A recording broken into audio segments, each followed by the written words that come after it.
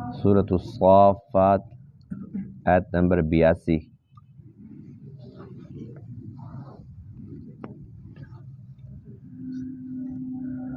اعوذ باللہ من الشیطان الرجیم،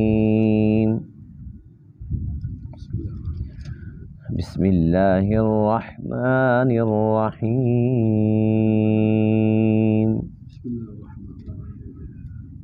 وَإِنَّ مِن شِيعَتِهِ لَإِبْرَاهِيمَ إِذْ جَاءَ رَبَّهُ بِقَلْبٍ سَلِيمٍ إِذْ قَالَ لِأَبِيهِ وَقَوْمِهِ مَاذَا تَعْبُدُونَ أَئِفْكًا آلِهَةً دُونَ اللَّهِ تُرِيدُونَ فَمَا ظَنُّكُمْ بِرَبِّ الْعَالَمِينَ فَنَظَرَ نَظْرَةً فِي النُّجُومِ فَقَالَ إِنِّي سَقِيمٌ فَتَوَلَّوْا عَنْهُ مُدْبِرِينَ فَرَاغَ إِلَىٰ آلِهَتِهِمْ فَقَالَ أَلَا تَأْكُلُونَ مَا لَكُمْ لَا تَنطِقُونَ فَرَاغَ عَلَيْهِمْ ضَرْبًا بِالْيَمِينِ فَأَقْبَلُوا إِلَيْهِ يَزِفُّونَ قَالَ أَتَعْبُدُونَ مَا تَنْحِتُونَ وَاللَّهُ خَلَقَكُمْ وَمَا تَعْمَلُونَ قَالُوا ابْنُوا لَهُ بُنْيَانًا فَأَلْقُوهُ فِي الْجَحِيمِ فَأَرَادُوا بِهِ كَيْدًا فَجَعَلْنَاهُمُ الْأَسْفَلِينَ۔ صدق اللہ العظیم۔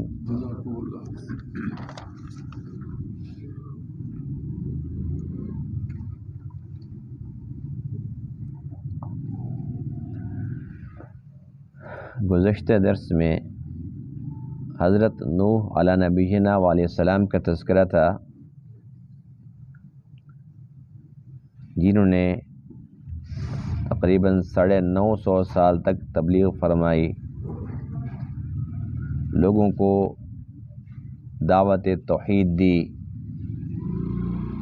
اور شرک کی مذمت فرمائی، لیکن بہت کم لوگ آپ پر ایمان لائے، اکثریت نافرمانوں کی رہی، جن کے خلاف آپ نے اللہ تعالیٰ کے حضور بد دعا فرمائی، جو اللہ تعالیٰ نے قبول فرمائی۔ آج کے درس میں آیت کریمہ کے اندر حضرت ابراہیم خلیل اللہ علیہ السلام کا تذکرہ ہے، جن کو امام الموحدین کہا جاتا ہے، جن کو ابو الانبیاء کہا جاتا ہے، جن کو آپ علیہ السلام فرمایا کرتے تھے میرے جد امجد، بہت ہی زیادہ شان والے نبی ہیں، بہت بڑے درجے والے نبی ہیں۔ تو اللہ فرماتے ہیں کہ یہ بھی نوح علیہ السلام کے قبیلے سے تھے۔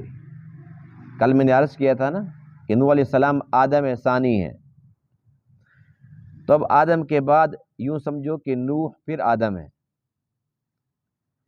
اس لیے کہ اس وقت پوری دنیا کے اندر جتنے بھی انسان ہیں وہ سب کے سب نوح علیہ السلام کے 3 بیٹوں سام، حام، یافس کی اولاد ہیں۔ تو آپ کی اولاد میں سے ابراہیم علیہ السلام بھی ہیں۔ اللہ تعالیٰ نے قرآن مقدس کے مختلف مقامات پر آپ کی بڑی تعریف فرمائی، اور آپ کو یہ اعزاز حاصل ہے کہ آپ نے ایسے گھر کے اندر پرورش پائی جہاں پر نہ صرف یہ کہ شرک تھا، بلکہ بت بنتے تھے، بت بکتے تھے۔ آپ کے جو والد تھے آزر، وہ خود بت بناتے تھے، بیچتے تھے، یعنی کاروبار ہی بتوں کا تھا۔ اس کے باوجود آپ ان سے متاثر نہیں ہوئے، یہ ایک بہت بڑا اعزاز ہے۔ کہتے ہیں نا کہ ماحول انسان کو بگاڑ دیتا ہے۔ ایک مسلمان کا بچہ ہو یہودیوں کے ہاتھ لگ جائے تو بڑا ہو کے کیا بنے گا وہ؟ جی یہودی بنے گا۔ اگر ہندو کا بچہ ہمارے ہاتھ لگ جائے تو بڑا ہو کے کیا بنے گا وہ؟ مسلمان بنے گا۔ تو یہ ابراہیم علیہ السلام ہیں جو اس گھر کے اندر پلتے ہیں، بڑے ہوتے ہیں، پرورش پاتے ہیں، جہاں پر بت بنتے ہیں، بکتے ہیں، ہر طرف شرک شرک ہے، وہاں پر آپ نے آنکھ کھولی، ان سے متاثر نہیں ہوئے۔ جیسے ہی آپ بڑے ہوئے، سمجھدار ہوئے، تو آپ نے فوراً ان کو ڈانٹنا شروع فرما دیا کہ کر کیا رہے ہو، یہ کیا ہے؟ اور آپ نے بہت پیارے انداز سے ان کو عقیدہ توحید سمجھایا۔ ان کی اپنی بدنصیبی کہ ان کو بات سمجھ نہیں آئی، لیکن آپ نے حق ادا فرما دیا۔ وہ بتوں سے بہت زیادہ محبت کرتے تھے، تو آپ نے فرمایا کہ عجیب بات ہے، نہ یہ بولتے ہیں، نہ یہ سنتے ہیں، نہ کھاتے ہیں، نہ پیتے ہیں، تمہاری حاجات کیسے پوری کر سکتے ہیں؟ انہیں بات سمجھ نہیں آتی تھی، تو آپ نے ان کو سمجھانے کے لیے ایسا کیا کہ بتوں کا آپریشن کر ڈالا، ان کی مرمت کر دی۔ ہمارے تو خالی مذمت سے کام چلا جاتا نا، تو آپ نے مذمت نہیں، مذمت تو پہلے کرتے رہتے تھے، اس کا ان کو کچھ اثر نہیں ہوتا تھا، آپ نے مرمت کر ڈالی۔ اور مرمت بھی یوں کی کہ سب کو ختم نہیں کیا، کسی کی ٹانگ کاٹ دی تو کسی کا بازو کاٹ دیا تو کسی کا گلا کاٹ دیا، یعنی سب کو معذور کر دیا۔ اس پر وہ لوگ بڑے پریشان ہو گئے، سمجھ سے باہر بات ہے، ان کے ساتھ کیا کس نے ہے؟ وہ کہنے لگے بس ایک ہی بندہ ہو سکتا ہے، ابراہیم، وہ ان کے خلاف باتیں کرتے ہیں، باقی تو سب کے سب ڈرتے ہیں ان سے۔ اور وہ لوگ کیا کرتے تھے کہ وہ چڑھاوے چڑھاتے تھے، ان کے سامنے مٹھائیاں پیش کرتے تھے، ان کے سامنے وہ گوشت رکھتے تھے، کئی چیزیں وہ ڈال کے آتے تھے، یہ بابرکت ہو جائیں گی۔ تو بت خانے کے اندر یہ سارا کا سارا ماحول تھا، آپ گئے بتوں سے آپ نے خطاب فرمایا، کیا کھاؤ، یہ جو مٹھائی لوگوں سے لیتے ہو تو کھاؤ تو صحیح نہ پتہ چلے۔ وہ کیسے کھاتے؟ آپ نے فرمایا کہ آپ بولتے بھی نہیں ہو، پھر تمہارا کام کر دوں؟ پھر آپ نے کر دیا۔ جب وہ مشرکین کا ٹولہ واپس آیا تو کہنے لگے کہ اتنا بڑا ظلم کس نے کیا؟ جب انہیں پتہ چل گیا کہ یہ ابراہیم علیہ السلام کا کام ہے تو اب کہنے لگے کہ بس ایک ہی راستہ ہے کہ ان کے لیے ایک الگ سی جگہ بناؤ، بہت بڑی عمارت ہو، اور وہاں پر آگ جلاؤ اور بھڑکتی ہوئی آگ کے اندر ان کو جلا کے ختم کر دو۔ جب تک یہ رہیں گے ہمارے بت محفوظ نہیں رہیں گے۔ یہ انسان ہے، یعنی کہ اگر اسلام ہو، ایمان ہو، تو عقیدہ یہ ہوتا ہے کہ اللہ تعالیٰ وہ ہمارا الہ ہے، ہمارا محافظ اللہ ہے، وہ ہماری حفاظت کرنے والا ہے۔ اور جب انسان شرک پر شروع ہو جاتا ہے پھر وہ کہتا ہے کہ اپنے الہوں کی جو جھوٹے معبودان باطل ہیں ان کی حفاظت ہم نے کرنی ہے۔ وہ اپنی حفاظت تو کر نہیں پائے، اپنی ٹانگیں توڑوا بیٹھے، اپنی گردنیں کٹوا بیٹھے، اپنی حفاظت نہیں کر سکے۔ لیکن مشرکین کو پھر بھی یہ بات سمجھ نہیں آئی کہ جو اپنے آپ کو نہیں بچا پائے تو ہمارے کس کام کے ہیں۔ پھر بھی ان کے خلاف بات نہیں کی، حق بات سمجھنے کی کوشش نہیں کی، پھر بھی ابراہیم علیہ السلام کے خلاف محاذ کھڑا کر دیا۔ تو اللہ فرماتے ہیں کہ انہوں نے میرے ابراہیم کے ساتھ برائی کا ارادہ کیا، بری تدبیر کی کہ ان کو جان سے مار دو، جلا دو، زندہ ختم کر دو، جلا دو، اس کو زندہ جلا دو۔ کتنا بڑا عذاب ہے۔ اللہ فرماتے ہیں کہ ہم نے ابراہیم علیہ السلام کو رسوا نہیں کیا، ہم نے ان مشرکین کو رسوا کیا، ہم نے ان کو پست کر کے دکھایا۔ جو اللہ کا ہو جاتا ہے اللہ تعالیٰ اس کو رسوا نہیں کرتا۔ وَإِنَّ مِن شِيعَتِهِ لَإِبْرَاهِيمَ، اور بے شک آپ کے گروہ میں سے، یعنی پہلے ذکر چل رہا ہے نوح علیہ السلام کا، تو نوح علیہ السلام کے گروہ میں سے لَإِبْرَاهِيمَ، البتہ ابراہیم تھے۔ یہ لفظ شیعہ، اس کا جو ہمارے ہاں جس کو شیعہ کہتے ہیں وہ ایک اور ہوتے ہیں، اصل شیعہ کا معنی ہوتا ہے گروہ، وَإِنَّ مِن شِيعَتِهِ لَإِبْرَاہِیم، اور بے شک نوح علیہ السلام کے گروہ میں سے تھے ابراہیم۔ تو اس پر کچھ جو شیعہ حضرات ہیں وہ یہ بھی کہتے ہیں کہ دیکھو قرآن میں آ گیا کہ بے شک شیعوں میں سے تھے ابراہیم، لفظی ترجمہ تو یہی بنتا ہے نا، لیکن ہم اس کا جواب بڑا زبردست دیتے ہیں، تمہاری بات بڑی کرتے ہیں کہ وہ شیعہ نہیں تھے لیکن شیعوں کے گھر رہتے تھے،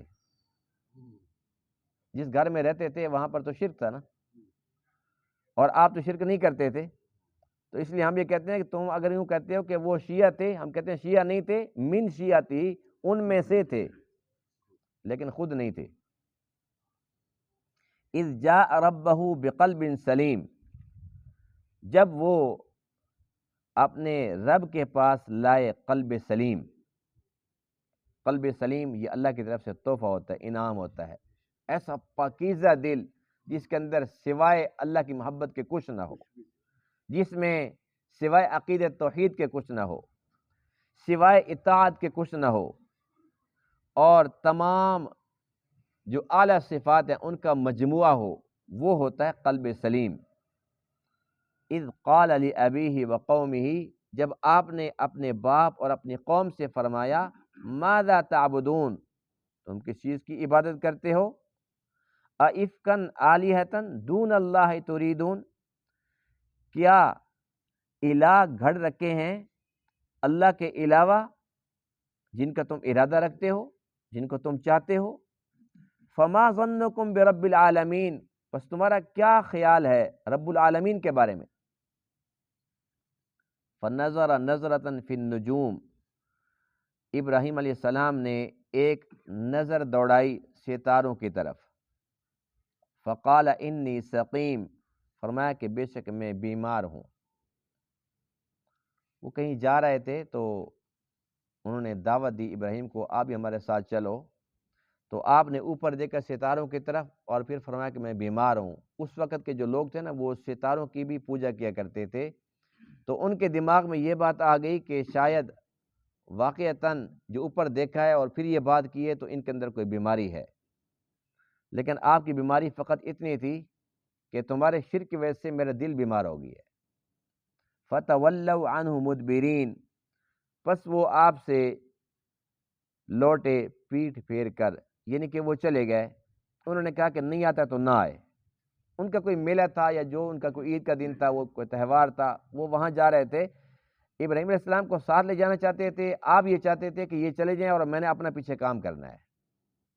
جب وہ سب کے سب چلے گئے، فراغ الی آلہتہم، بس آپ متوجہ ہوئے ان کے بتوں کی طرف، فقال، اور آپ نے فرمایا الا تاکلون، تم کھاتے کیوں نہیں ہو؟ ما لکم لا تنطقون، تمہیں کیا ہو گیا تم بولتے بھی نہیں ہو؟ فراغ علیہم ضربا بالیمین، بس آپ ان کو دائیں ہاتھ کے ساتھ مارنا شروع ہو گئے۔ فاقبلوا الیہ یزفون، ان کو مار دیا، توڑ پھوڑ کر دیا، یہ بات ختم ہو گئی، اب یہ منظر ختم ہو گیا ہے۔ فاقبلوا الیہ یزفون، پس وہ آئے متوجہ ہوئے آپ کی طرف، گھبراہٹ کا شکار تھے، یعنی کہ گھبرائے ہوئے واپس آئے۔ یہ اس وقت کی بات ہے جب بت ٹوٹے پڑے تھے۔ قال اتعبدون ما تنحتون، حضرت ابراہیم علیہ السلام نے فرمایا کہ کیا تم عبادت کرتے ہو ان کی جن کو تم خود تراشتے ہو؟ واللہ خلقکم، جبکہ اللہ نے تمہیں پیدا فرمایا، وما تعملون، اور جو تم بناتے ہو اس کو بھی اللہ نے پیدا کی ہے۔ قالوا ابنوا لہ بنیانا، انہوں نے کہا کہ تم بناؤ اس کے لیے کوئی ایک عمارت، فالقوہ فی الجحیم، پس ڈالو اس کو بھڑکتی ہوئی آگ میں، فارادوا بہ کیدا، بس انہوں نے ابراہیم علیہ السلام کے ساتھ برائی کا ارادہ کیا، بری تدبیر کی، فجعلناہم الاسفلین، پس ہم نے ان کو پست کر دیا، ذلیل کر دیا۔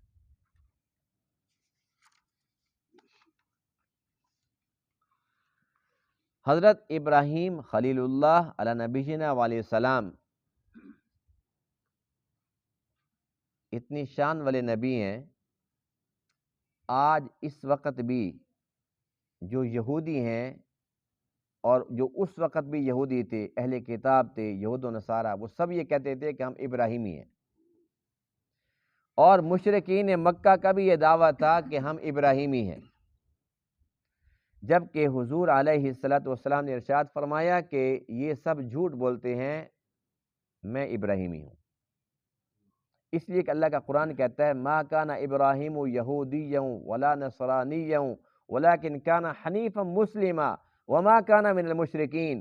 ایک آیت میں فرما دیا کہ وہ یہودی بھی نہیں تھے، وہ عیسائی بھی نہیں تھے، اور وہ پکے مسلمان تھے، یکسو تھے، حنیف تھے، اور مشرکین میں سے بھی نہیں تھے، یعنی کہ مکمل کے مکمل سب کے فل سے ورد فرما دی۔ تو اس لیے ہمارے لیے فخر کی بات ہے کہ ہمارے نبی پاک جب فرماتے ہیں کہ میں ابراہیمی ہوں، الحمدللہ ہم سب ابراہیمی ہیں، اور اللہ نے ابراہیم علیہ السلام کو یہ مقام عطا فرمایا۔ کہاں ابراہیم علیہ السلام، کہاں آپ کی اولاد میں سے، بنی اسرائیل میں سے تقریباً 4000 نبی، اور سب سے زیادہ شان والے نبی آپ علیہ السلام، وہ بھی ابراہیمی ہیں، اسماعیل علیہ السلام کی اولاد میں سے۔ اور آج یہ امت جو آخری امت ہے، قیامت تک اور نبی بھی نہیں آئے گا، قیامت تک اور امت بھی نہیں آئے گی، اور نہ کوئی اور کتاب اترے گی، نہ کوئی اور شریعت آئے گی، پوری قیامت تک یہ امت درود ابراہیمی پڑھتی رہے گی۔ ہم پڑھتے کہ نہیں پڑھتے؟ تو درود ابراہیمی پڑھتے ہیں، اس سے پتہ چلتا ہے کہ ابراہیم علیہ السلام کا اللہ کے یہاں کیا مقام ہے۔ اور جب حضور علیہ السلام معراج کی رات تشریف لے گئے تو جہاں مختلف آسمانوں پر مختلف انبیاء سے ملاقاتیں ہوئی، سب سے اوپر 7ویں آسمان پر جو بیت المعمور ہے، جیسے ہمارا بیت اللہ ہے، فرشتوں کا بیت المعمور ہے، بالکل اس سے اوپر 7ویں آسمان پر، تو اللہ کے نبی فرماتے ہیں کہ میں نے وہاں پر دیکھا ایک بزرگ ہیں جو بیت المعمور کے ساتھ ٹیک لگا کر بیٹھے ہوئے ہیں۔ تو میں نے پوچھا جبرائیل سے کہ یہ ہیں کون؟ یہ تو بالکل میرے جیسے ہیں، بالکل میری شکل، میرا حلیہ۔ فرمایا کہ یہ آپ کے جد امجد ابراہیم علیہ السلام ہے، یعنی اللہ تعالیٰ نے آپ کو کتنا پیارا بنایا تھا۔ تو اللہ کے نبی تبھی تو فرماتے تھے نا کہ میں ابراہیمی ہوں۔ الحمدللہ ہم سب کے سب ابراہیمی ہیں، اور ابراہیمی ہونے کے اندر جو سب سے بنیادی چیز ہے، جو بنیادی وصف ہے، امتیازی وصف ہے، وہ یہی عقید توحید ہے کہ ہم سب کے جو امام ہے ابراہیم علیہ السلام، وہ پکے موحد تھے۔ جو موحد ہوگا وہ ابراہیمی کہلا سکتا ہے، جو موحد نہیں وہ ابراہیمی نہیں ہے۔ اللہ نے آپ کے دل کی تعریف فرمائی، اذ جاء ربہ بقلب سلیم، کہ وہ اللہ کے پاس قلب سلیم لے کر گئے۔ یہ قلب سلیم اللہ کی طرف سے تحفہ انعام ہے، اور ہر ایک مسلمان کو، ہر ایک مومن کو اپنے دل پر کوشش کرنی چاہیے کہ وہ قلب سلیم ہی بنے، اور قلب سلیم بنانے کے لیے یہ خانقاہی نظام ہے، تصوف کا نظام ہے۔ دل کو پاک صاف کرتے ہیں، اور اس کی جو بری عادتیں ہیں ان کو ختم کرتے ہیں، جو روحانی امراض ہیں ان کو ختم کرنے کے لیے یہ خانقاہی نظام ہے۔ تو ان کے پاس ہم جائیں، ان کو بتائیں کہ ہمارے دل کے اندر یہ بیماری ہے۔ جیسے ہم ڈاکٹروں کے پاس جاتے ہیں، جی ایسے درد ہوتا ہے، وہ کہتا ہے جی اس کا وال کمزور ہے، اس کا وال بند ہے، اس کا یہ علاج ہے، اس کا یہ علاج ہے۔ تو ایسے ہی جو روحانی امراض ہیں ان کے جو معالج اور طبیب ہیں وہ یہ اولیاء کرام کا طبقہ ہے۔ تو ہم ان کے پاس جائیں تو وہ اس کا علاج کریں گے، تو انشاءاللہ ہمارا جو دل ہے، ہمارا قلب، وہ بھی قلب سلیم ہو جائے گا۔ آپ کی جو دعوت توحید، اس میں آپ نے ایک بات فرمائی، فقال انی سقیم، کہ میں بیمار ہوں۔ بظاہر لگتا ہے کہ یہ جھوٹی بات ہے، حالانکہ آپ بیمار تو نہیں تھے۔ حدیث پاک میں ہے کہ ابراہیم علیہ السلام نے زندگی میں 3 مرتبہ ایسی بات فرمائی جو بظاہر جھوٹ لگتی تھی۔ ایک تو یہی موقع تھا کہ آپ نے کیا فرمایا کہ میں بیمار ہوں، حالانکہ آپ بیمار نہیں تھے۔ تو اس سے مراد کیا تھا؟ اس سے مراد یہ تھا کہ میں تمہارے شرک کی وجہ سے میرا دل بیمار ہو گیا ہے۔ اور دوسرا موقع وہ تھا جب آپ اماں سارہ کے ساتھ جا رہے تھے اور وہ جو بادشاہ تھا مصر کا وہ بڑا ظالم انسان تھا، وہ لوگوں کی بیویوں پہ قبضہ کر لیتا تھا. یہ میاں بیوی ہے، اس کی بیوی کو یہاں سائڈ پہ کر دو. آپ نے وہاں جا کے فرمایا، پوچھا کون ہے؟ فرمایا کہ میری بہن ہے. حالانکہ وہ بہن نہیں تھی، لیکن ایک اور حساب سے اگر بیوی نہ ہوتی تو اللہ کا قرآن کیا کہتا ہے کہ سب ایمان اور آپس کے اندر بھائی بھائی ہیں، تو وہ رشتہ تو تھا ہی. تو اس رشتے کے حساب سے فرمایا کہ یہ میری بہن ہے. تو بھائی صاحب نے کہا جاؤ. اور تیسرا موقع وہ تھا کہ جب آپ نے بتوں کو توڑ دیا اور انہوں نے پوچھا کہ یہ کیا کس نے کیا؟ آپ نے فرمایا کہ اس کے بڑے سے پوچھو، جو بڑا ہے نا آپ اس سے پوچھو. بل فعلہ کبیرہم، اس کے بڑے نے کی، اسے پوچھو. وہ کہنے لگے کہ یہ کو بولتے ہیں ہم اس سے کیسے پوچھے؟ تو وہاں پر آپ نے کیا فرمایا کہ بڑے نے، یعنی مقصد یہ نہیں تھا کہ میں نے نہیں کیا، بڑے سے پوچھو اس نے کیا ہوگا. تو اس کو کہتے ہیں تعریض. کیا کہتے ہیں؟ اور اس کو دوسرا لفظ ہوتا ہے توریہ. دو لفظ استعمال ہوتے ہیں. تعریض یہ ہوتی ہے کہ ایک انسان بات کرتا کچھ ہے، سمجھنے والا سمجھتا کچھ ہے، یعنی میری مراد اور ہے اور جو میں نے بات کی ہے آپ نے اس کو کچھ اور سمجھ لیا ہے، تو یہ تعریض ہے. اور اس کا دوسرا نام توریہ ہے. اور توریہ کا معنی ہوتا ہے ذو معنی لفظ استعمال کرنا، یعنی وہ لفظ ایسا ہوتا ہے کہ اس سے یہ مطلب بھی نکل سکتا ہے اور یہ بھی نکل سکتا ہے. تو اللہ کے جو نبی ہوتے ہیں وہ معصوم عن الخطا ہیں، وہ معصوم ہوتے ہیں، وہ نمونہ ہوتے ہیں، وہ کوئی بھی گناہ نہیں کر سکتے. اللہ کی طرف سے ان کو یہ گارنٹی حاصل ہوتی ہے، اس لیے کہ انہوں نے نمونہ بننا ہوتا ہے. اگر نمونہ ہی غلط ہو تو نظام کیسے چلے گا؟ اگر سیمپل ہی غلط ہو جائے تو اس لیے اللہ کے نبی جھوٹ نہیں بول سکتے. آپ نے زندگی میں یہ 3 موقع پر جو باتیں فرمائی تو اس کی تشریح کچھ یوں تھی کہ آپ نے کچھ اور فرمایا، دل میں کچھ اور تھا، انہوں نے کچھ اور سمجھا. بہرحال آپ نے بتوں کا آپریشن کیا اور بہت زبردست طریقے سے کر دیا. اور کرنے کے بعد جو وہ کلاڑا تھا نا جس کے ساتھ ان کا آپریشن کیا تھا، وہ بڑے کے کندھے کو رکھ دیا. اب جو آئے تو وہ بڑے پریشان ہو گئے کہ یہ ہوا کیا ہے، کس نے کیا ہے؟ قالوا سمعنا فتى يذكرهم يقال له ابراہیم. لوگ کہنے لگے کہ ایک ہی بندہ ہے وہ ان کا تذکرہ کرتا تھا بتوں کا، وہ ایسی سی بات ان کے خلاف کرتا تھا، وہی کر سکتا ہے. جب آپ سے پوچھا گیا تو آپ نے فرمایا کہ جس کے پاس کلاڑا ہے اس سے بات کرو. کلاڑا اس کے کندھے پہ، آپ بات مجھ سے پوچھتے ہو اللہ کے بندو، یہ کہاں کا انصاف ہے؟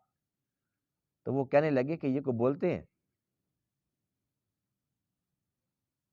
اور اس وقت ان کی ناک کٹ گئی. ثم نکسوا علی رؤوسہم لقد علمت ما هؤلاء ينطقون. کہنے لگے کہ تو جانتا نہیں کہ نہیں بول سکتے. پھر آپ نے فرمایا اف لکم، تمہارے لیے افسوس ہے. وَلِمَا تَعْبُدُونَ مِن دُونِ اللَّهِ أَفَلَا تَعْقِلُونَ. کیا عقل نہیں ہے؟ اللہ کو چھوڑ کر تم ان کو الہ سمجھتے ہو، بولتے نہیں ہیں، سنتے نہیں ہیں، سمجھتے نہیں ہیں، تو تمہارا کام کیسے کریں گے؟ تمہارے کسی کام کے ہیں؟ جس کے پاس دلیل ہوتی ہے وہ دلیل دیتا ہے. آج کے دور میں اس کے پاس دلیل نہیں ہے، وہ گالی دیتا ہے، وہ لڑائی جھگڑے پہ اتر آتا ہے. اب ایک طرف اکیلے ابراہیم علیہ السلام ہے امام الموحدین، اور دوسری طرف سب کے سب مشرک ہے. اب جو مشرکین تھے ان کے پاس اور کوئی بھی جواب نہیں تھا. کیا کہتے وہ؟ کیا ابراہیم نے جھوٹی بات کی تھی؟ بات تو سچی تھی اور سب سمجھ رہے تھے. کیا بات تو اس کی ٹھیک ہے. سب سے زیادہ مخالف باپ تھا. ایک تو تھے جو اسے محبت کرتے تھے اور وہ شرک کرتے تھے. باپ کا کام ان سے زیادہ خطرناک تھا کہ وہ بناتا تھا، بیچتا تھا، اس کا تو کاروبار ٹھپ ہو جاتا. بتوں کے خلاف وہ کیسے بات سن سکتا تھا؟ سب نے متفقہ فیصلہ یہ سنایا، قالوا ابنوا له بنيانا فالقوه في الجحيم. ایک عمارت بناؤ بہت بڑی اور اس میں آگ جلاؤ بہت بڑی، اس کے اندر اس کو پھینک دو. آگ اتنی بڑی تھی کہ آپ پھینکنے کے لیے پریشان تھے کہ اس کو پھینکیں کیسے. آگ تو اکٹھی جلا دی، اب پھینکیں کیسے؟ تو شیطان پھر وہاں پر پھر پہنچ گیا. شیطان نے مشورہ دیا کہ ایک بہت بڑا جھولا سا بناؤ، بس جھولا دینا اور جیسے آگ کے درمیان میں جائے تو رسیاں کاٹ دینا. تو شیطان کے مشورے کے ساتھ آپ کو آگ کے اندر پھینک دیا گیا. اور آگ کے اندر پھینکا تو اللہ تعالیٰ نے اسی وقت آگ کو حکم دیا، قلنا یا نار کونی بردم و سلام علی ابراہیم، اے آگ ٹھنڈی ہو جا اور سلامتی والی ہو جا میرے ابراہیم کے لیے۔ یہ جو سارا کا سارا جو واقعہ ہے جہاں پر یہ آگ جلائی گئی، یہ عراق کا شہر ہے بابل، اور اس کا ذکر، بابل کا ذکر قرآن کے اندر باقاعدہ یہ لفظ موجود ہے، وما انزل علی الملکین ببابل ہاروت و ماروت۔ تو آج بھی اس شہر کا نام بابل ہی ہے۔ تو میں نے وہ جگہ دیکھی ہے جہاں پر بہت بڑے کہ قلعہ نما بنا کے وہاں پر آگ جلائی تھی اور وہاں پر آپ کو پھینکا گیا تھا۔ تو آج بھی وہ جگہ جو ہے وہ جلی ہوئی موجود ہے، اور آج بھی وہ جگہ اصلی حالت کے اندر موجود ہے اس وقت بھی، یعنی اتنے عرصے کے بعد بھی وہ جگہ بالکل موجود ہے۔ اور اللہ کی قدرت دیکھو کہ جس طریقے سے یہاں پر یہ اینٹوں والے بھٹے ہوتے ہیں نا، کہ وہ اس کے اندر آگ جلا جلا کے وہ ایسے بالکل کھنگر ہو جاتے ہیں ایسے، اسی طریقے سے اتنی آگ تھی کہ وہ جگہ جلی ہوئی ایسے کھڑی ہوئی ہے، اور بہت اونچی جگہ ہے، بہت بڑی جگہ ہے، جیسے قلعہ ہوتا ہے، لیکن وہ جگہ تو جل گئی، ابراہیم نہیں جلے۔ یہ اللہ کی قدرت ہے۔ اللہ فرماتے ہیں فَأَرَادُوا بِهِ كَيْدًا، انہوں نے بری تدبیر کی، ان کا ارادہ برا تھا، فَجَعَلْنَاهُمُ الْأَسْفَلِينَ، میں نے ان کو نیچا کر دیا۔ وہ کتنے ذلیل ہوئے ہوں گے کہ آگ بھی جلائی، اتنا برا کام بھی کیا، آگ میں پھینکا بھی، اتنا خرچہ کیا، لکڑیاں اکٹھی کی، بدنامی مول لی، اس کو تو کچھ بھی نہیں ہوا۔ اب بتائیے کہ ایک بندے کو اگر 1000 گولی مارو اور وہ پھر بھی نہ مرے تو پھر تو مارنے والے کو مر جانا چاہیے، چلو پانی میں ڈوب کے مر جانا چاہیے نا۔ 1000 گولی ماری ہے، لگی بھی ہے، بندہ تو نہیں مرا، ایسے ہے کہ نہیں ہے؟ اور اب ہم قرآن پڑھ رہے ہیں، ہمارا ایمان پھر تازہ ہو رہا ہے، ابراہیم علیہ السلام کی محبت اور بڑھ رہی ہے، اور جنہوں نے آگ جلائی تھی، آگ کے اندر پھینکا تھا، ان کی نفرت میں اضافہ ہو رہا ہے، ایسے ہے کہ نہیں ہے؟ تو ان کے لیے یہ موت سے کم موت ہے، اور یہ تو دنیا کی ذلت ہے، جو آخرت کی ذلت ہے، آخرت کا عذاب ہے، وہ پھر باقی ہے۔ تو اس سے ہمیں کیا سبق ملتا ہے کہ جو واقعتاً اللہ کا ہو جاتا ہے، اللہ اس کو رسوا نہیں کرتا۔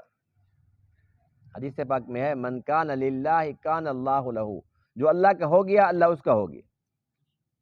تو اس بات کی ضرورت ہے کہ ہم اللہ کے ساتھ اپنا تعلق کو مضبوط ترین رکھیں۔ اللہ کے ساتھ تعلق اگر مضبوط ہے تو پھر کوئی ڈر نہیں ہے، کوئی خوف نہیں ہے، اس لیے کہ ہمارا ایمان ہے کہ تمام کے تمام معاملات اللہ کے قبضہ قدرت میں ہے، اس کے ساتھ بنی ہوئی ہے تو بس سارے معاملات وہ ٹھیک کر دے گا ہمارے، اس کے ساتھ بگڑی ہوئی ہے تو پھر خطرے والی بات ہے۔ اللہ تعالیٰ تمام باتوں کو سمجھ عمل کرنے کی توفیق عطا فرمائے۔ وآخر دعوانا الحمدللہ رب العالمین۔